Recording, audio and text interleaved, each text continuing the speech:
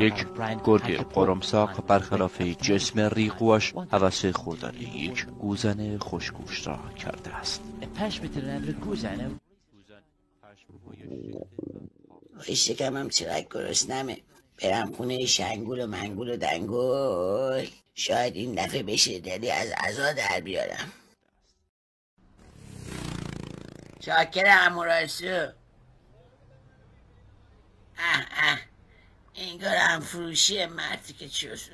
خودت خفه نمیشی؟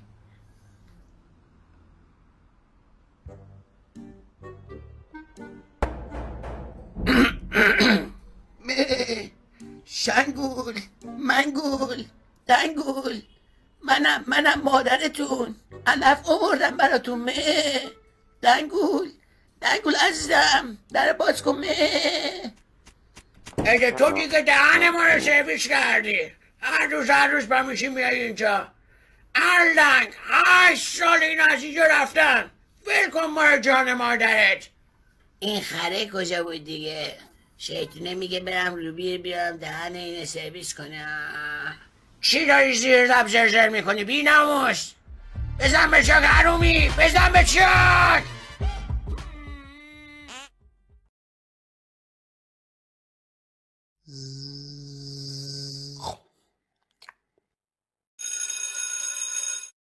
جان جان کلاس رو حساب کی میخوای بری کنی بری؟ روزایی که کلاس نیستی سیگار میکشیم. وای رسوا میشی، علف میزنی، کراش نزنی. ای تو روحت رو بیتون هیکل گوهت رو بیچه بدن رفیف تو باید شالدار ریدش بازی.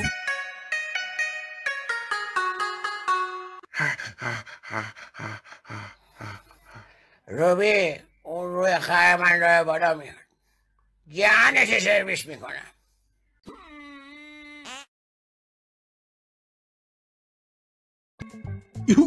سفر به دور دنیا با هومن مارکوپولو.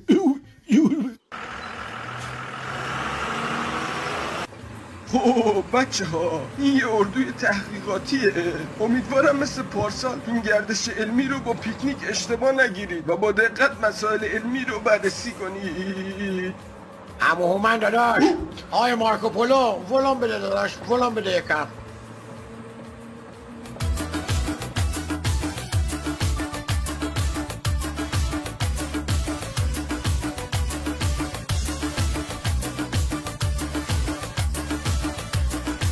سال بها دست جمعی رفته بودیم به پیکنیک. برگشتنی یه مشکوری خوشگل و خیلی همشی. آبیشونه ما شده بود همراهمون میومد. به دست و پام افتاده بود شونه بی مروت. میگفت برو گوش بگو شماره تو گفته بود. هرچی میخواد بشه حتی تو روی دیدشه. هرچی میخواد بشه حتی تو روی دیدشه. شماره تو که گفتی اینو جواب شنفتی. شماره تو که گفتی اینو جواب شنفتی. تو مسکوتی پسر چقدر نادونی. چشمت کجا بود رفتی چه شرونی.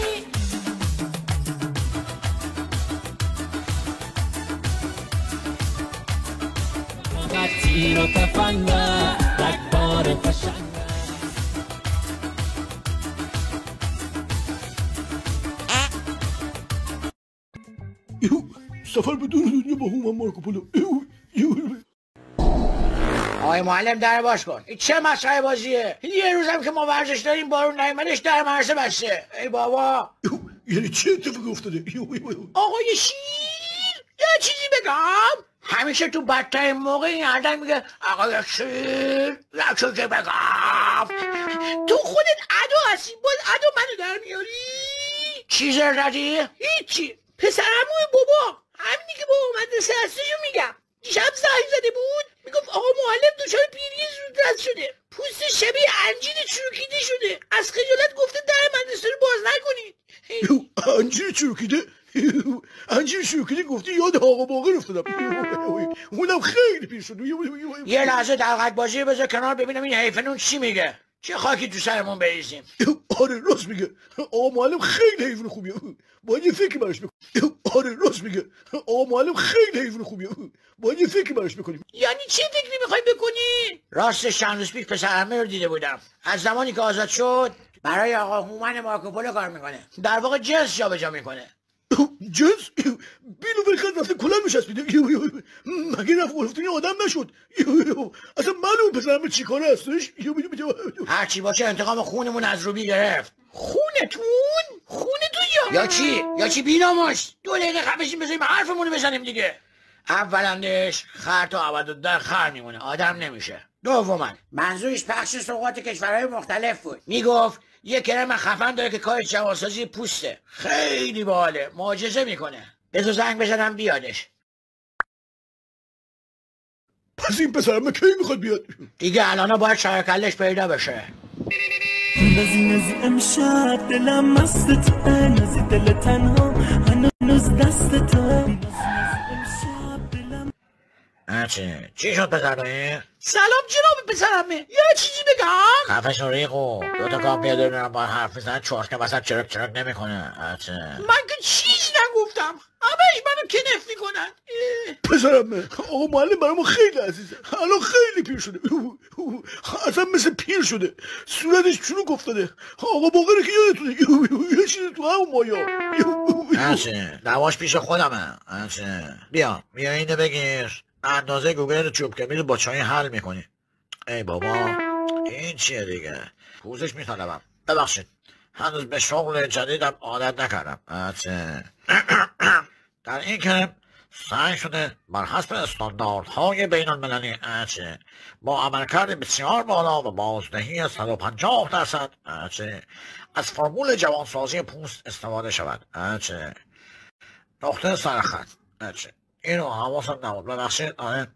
کافیه به اندازه یک نیم سم کافیه به اندازه یک نیم سم الاغی از این کرم را به صورت و پوست به صوت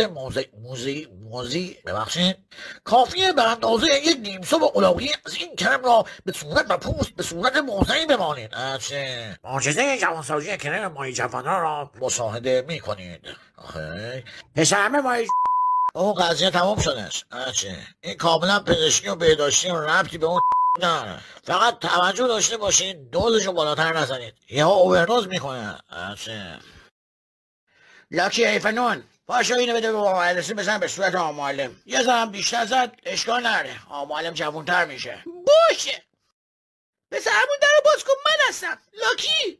چیکار داری تو؟ باز که نمیخوای به آبرو مالک پشتا بازی کنی. اینو باز که نمیخوای به آبرو مالک پشتا بازی کنی. اینو بگیر همه‌شو خالی کن تو صورت آقا معلم، جوون میشه.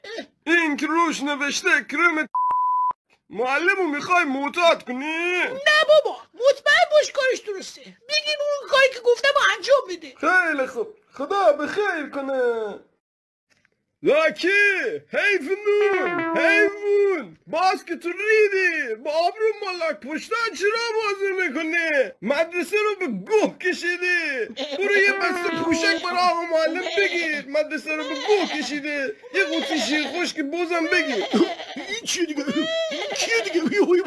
این چیو کیوف، این چیو جرد، این کره باز همون معلمش. این چیو کیوف، این چیو جرد، این کره باز همون معلم شمایه. این چی بود دادی بهش؟ یعنی لازم بود این همه جوون بشه؟